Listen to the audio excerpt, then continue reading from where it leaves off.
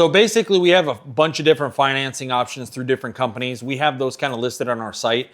We always try to give customers options. We don't try to push something because we get a kickback or we get a percentage up front or something like that. What we want to do is stretch our customers' dollars. So if you have $50,000 to spend, but your project's going to be 75, if we can bridge that gap and help you. We actually just had a customer today where they applied for a loan to refinish their pool and do all that.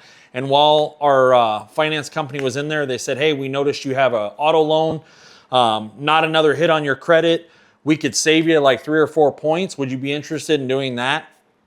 And the customer was like, hey, heck yeah, I'm going to save $100 a month on my payment, have a shorter term, lower interest. Those are the kind of things that we're about.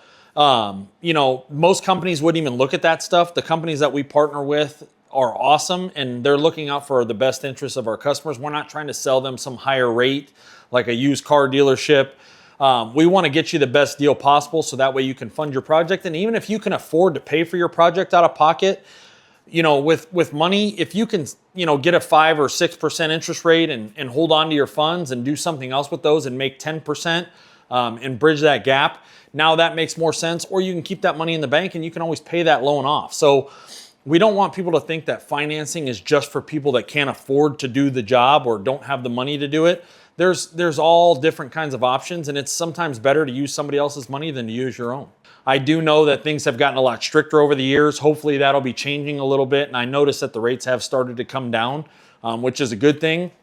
But what people have to realize is that even if you're paying a little, more interest or something up front, you could always refinance that debt later, just like you would as if you bought a house at a little higher interest rate. But at least you're getting the value of something that you love and you can utilize now. Plus, the cost of doing the project is not going down. I mean, most of the pools or landscape projects that we did back 5 years ago are 15 to 20% higher now.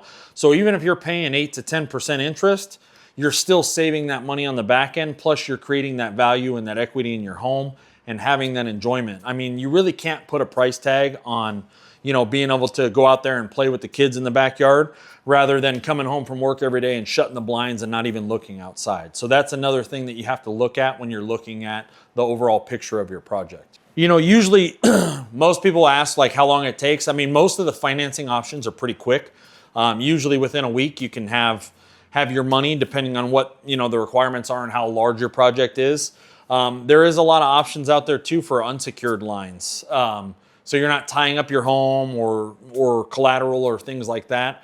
So those are cool options that we have. But again, it's being able to stretch your dollars or being able to do a project now that you may waited to do. And again, things aren't getting any cheaper. So you're going to get that value over time doing it now opposed to waiting later. Plus you're actually getting to enjoy those